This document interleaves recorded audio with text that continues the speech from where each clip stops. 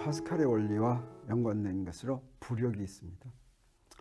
이 부력에 대한 것은 아르키메데스 원리로 설명이 되는데, 이 아르키메데스는 아주 오래전 사람이죠. 그래서 이걸 조금 설명하겠습니다. 부력이란 무엇입니까? 여기에 풍선, 기구가 이렇게 있어요. 그러면 여기에 부력 작용하죠. 이 기구에 작용하는 힘을 전부 보면 무엇이 작용합니까? 네, 여기에 먼저 중력이 작용합니다.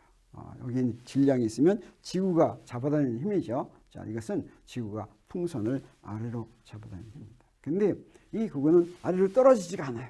이 떨어지지 않는 이유는 뭐냐면, 무엇이 작용하냐면 부력이 작용하기 때문입니다. 그럼 부력은 무엇이냐? 중력은 밑에서 지구가 있어서 만유력 잡아다니죠. 근데 위에 부력은 위에 뭐가 있습니까? 없습니까? 위에서 뭐 잡아다니는 거 없죠. 근데 부력 작용하니까 아주 이상합니다. 도대체 이 부력이 작용하는 원인은 무엇이냐? 이 부력은 힘이냐 아니냐? 우리가 힘은 어떤 게 힘이라고 그랬습니까? 반작용을 찾을 수 있어야지 힘이라고 그랬어요. 이 중력의 반작용은 무엇입니까? 중력이란 지구가 풍선을 잡아다니는 힘이니까 반작용은 뭐예요? 풍선이 지구를 잡아다니는 힘이죠. 자, 그러면 이 부력은 반작용이 무엇이냐, 뭐 이런 게 궁금합니다. 근데 부력은 사실은 무엇이냐면 윗방향으로 작용하는데, 이것은 이 풍선과 접촉한 공기가, 유체가 밉니다. 유체의 압력이 이렇게 밀겠어요. 이렇게 미는데, 이렇게 밀면은 그 힘을 다 계산할 수가 있겠죠. 미는 부분마다 힘이 다 방향이 다릅니다. 그런데 이걸 다 합하면 어떻게 되느냐? 그러면 수평 방향 힘은 다 상쇄되고 뭐만 남냐면 위쪽으로 작용하는 힘만 남습니다. 그래서 이것을 우리가 부력이라고 하는데, 자, 압력이 아래로 갈수록 커지기 때문에 부력이 윗방향으로 작용하는 것입니다. 만약에, 그래서 아래로 내려갈수록 압력이 높아지면 부력은 위로 작용합니다. 근데 혹시라도 아래로 내려갈수록 압력이 만약에 더 낮아진다면 어떻게 되겠습니까? 아래로 내려갈수록 낮아진다면 위가 더 압력이 크면 이 부력은 아랫방향으로 작용하겠죠. 그러면 이 부력의 크기는 어떻게 알아야 될까 하는 것을 보도록 하겠습니다. 근데 이 부력에 대한 원리를 아르키메데스가 맨 처음 알아냈어요. 그리고 그것을 아르키메데스의 원리라고 하는데, 아르키메데스는 언제 사람이냐? 고대 그리스 시대 사람입니다. 그래서 기원전 287년에 태어났는데, 이 사람은 고대의 대표적 과학자고 또 뭐 굉장히 많이 알았죠.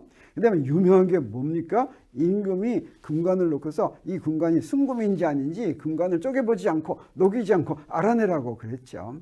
그래서 좀 고민을 했었는데, 그거 못 알아내면 죽인다 그랬는데 알아냈습니다. 어떻게 해서 알아냈냐면, 만약에 금관에다가 은을 섞었다면 그 부피가 달라진다.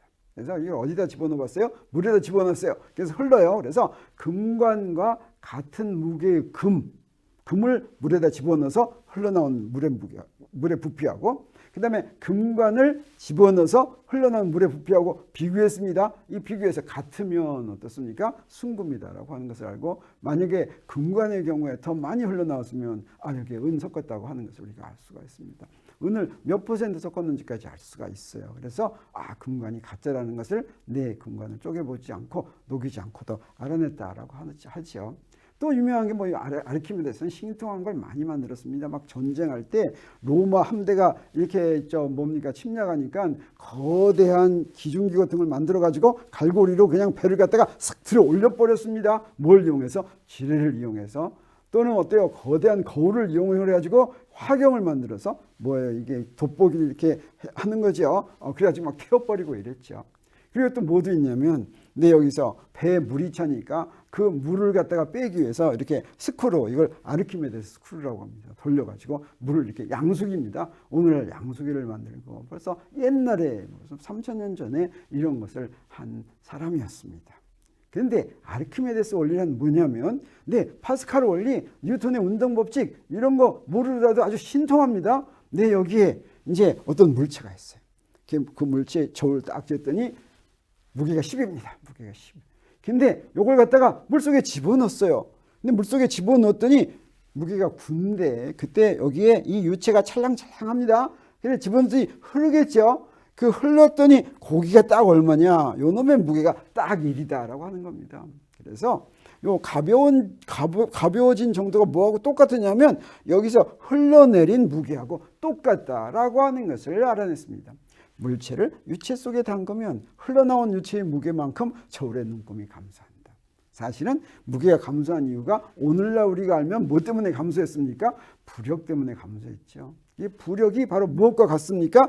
유체의 부피와 이 물체의 부피와 같은 부피의 유체의 무게와 같다라고 하는 것이 바로 알키메데스의 원리를 오늘날의 용어로 얘기한 거지만 알키메데스의 원리를 당신은 뭐예요? 네, 물체를 집어넣었더니 흘러나오는데 그 흘러나온 물의 양의 무게가 이 물체가 가벼워진 무게하고 똑같다라고 하는 것입니다. 그러면 이거 우리 무엇으로 이걸 증명할 수 있겠습니까? 네, 이거 파스칼 원리로 아르키메데스 원리를 증명할 수가 있겠어요. 뭐 바로 증명할 수가 있겠습니다. 자, 여기 이렇게 유체가 있는데 이 속에다가 물체를 집어넣겠어요. 이 유체의 밀도는 로제로라고 하겠습니다. 그 다음에 대기압은 저 위에 있는 대기압은 P0라고 하겠어요. 그리고 여기다 물체를 이렇게 집어넣습니다. 그래서 이 물체의 밀도는 로라고 하겠어요. 그러면 이놈의 부력은 무엇과 같겠습니까? 이놈한테 작용하는 압력을 다 더한 거죠. 그래서 한번 압력을 계산하는데 그걸 계산하기 위해서 자, 저기 물체의 맨 꼭대기에서 유체의 표면까지의 높이가 H1, 그 다음에 원통형으로 생겼는데 네, 물체의 높이가 H2 이렇다고 하겠어요. 그러면 물체 윗면에서의 압력은 어떻게 되겠어요? 대기압에다가 로 GH로 결정되죠. 그러니까 로 제로, 유체의 밀도가 로 제로니까 로 제로 GH1 이렇겠어요. 그 다음에 밑면에서의 압력은 어떻겠습니까? 네, 밑면 깊이가 H1 더하기 H2니까 그대로 하면 되겠죠. 그러면 윗면을 아래로 누르는 힘하고 윗면을 위로 누르는 힘, 이 두 개를 합하는 것이 바로 부력이 되겠습니다. 그래서 자, 윗면의 압력과 아랫면에서 압력이 이렇다면 자, 물체 단면의 넓이가 S라고 하면 자, 이때 윗면이 아래로 누르는 힘은 그냥 압력에다 S만 곱하면 되죠. 이렇게 됐습니다. 그 다음에 아랫면이 위로 올리는 힘은 어때요? 네, 그 압력을 또 S를 곱한 거죠. 그래서 요거의 차이를 구합니다. 그래서 부력은 무엇에서 무엇을 빼야 되겠습니까? 아래쪽이 더 힘이 크니까 아래쪽 힘에서 위쪽 힘을 빼면 되겠어요. 그래서 아래쪽 힘에서 위쪽 힘을 빼니까 P0는 없어졌죠. 그 다음에 여기서 나왔습니다. H1도 없어졌죠. H2만 나왔어요. 다시 말하면 로0 GH2S 그랬죠. 자, 그러면 여기서 H2S가 바로 뭡니까? 물체의 부피죠. 그래서 로0 VG 하면 부피는 물체의 부피인데 밀도는 뭘 썼습니까? 로제를 썼죠. 그러니까 이 말이 무슨 말입니까? 물체의 부피와 같은 부피의 유체의 무게다라고 하는 거죠. 유체 무게. 그게 바로 부력이다라는 것을 우리 파스칼의 원리로부터 아르키메데스 원리를 증명할 수가 있습니다. 근데 우리 보통 실제 무게하고 겉보기 무게하고 두 개를 구분을 해야 되는데 그래서 이런 물체가 있다면 보통 우리 공기 중에서도 어떻습니까? 요거의 무게는 네, 실제 무게는 mg가 되겠습니다. mg 실제 무게는.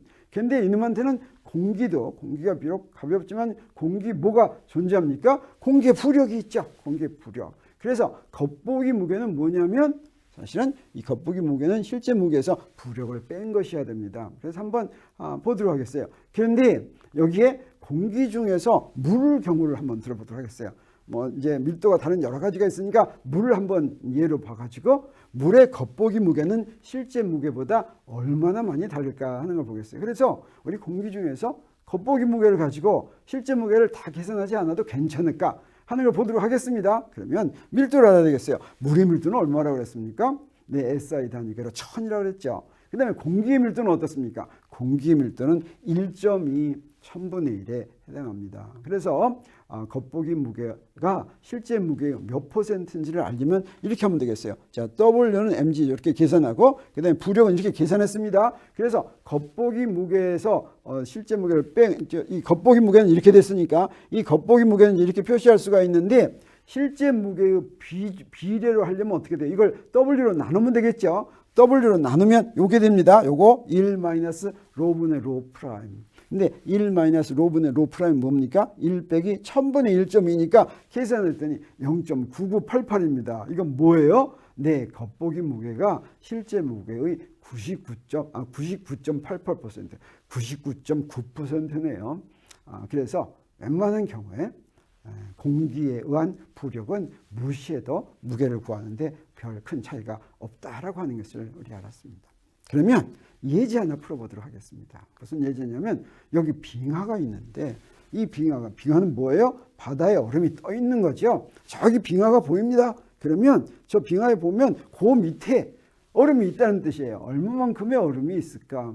네, 저 보이는 빙하 밑에 굉장히 큰 얼음이 있는데 그걸 모르고 그냥 갔다가 뭐예요? 파산당한 게 바로 배가 부서진 게 그게 타이타닉호죠. 네, 그래서 몇 퍼센트가 있는지 보도록 하겠어요. 그래서 바다에 떠 있는 빙하 중 몇 퍼센트가 물 밖에 노출되었을까?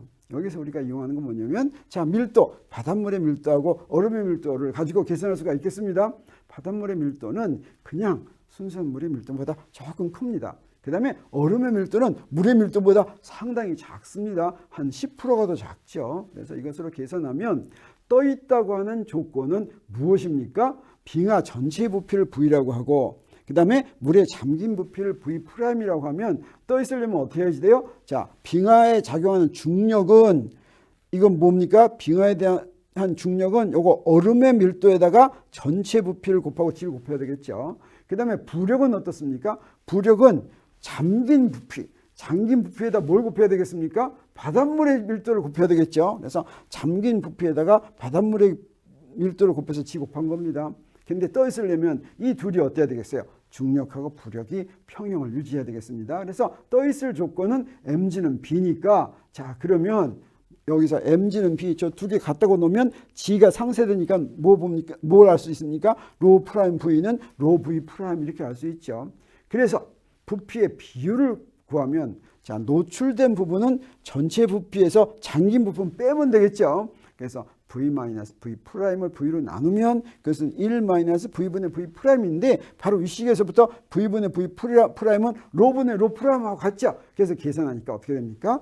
1024분의 917을 빼니까 약 0.1이 나옵니다. 이건 뭐예요? 10% 바깥에 노출되어 있는 것은 10%에 불과하다라고 하는 것을 알 수가 있어요. 그래서 저기 빙하가 보이면 그 밑에 90%가 있습니다. 조심해야 되겠습니다. 부력에 대한 것을 우리가 정리하면 이렇습니다. 아르키메데스 원리가 우리 유체에 잠긴 물체에 작용하는 부력의 크기는 무엇과 같다? 잠긴 부피와 같은 부피의 유체의 무게가 같다라고 하는 것을 아르키메데스가 3000년 전에 알았다라고 하는 거죠.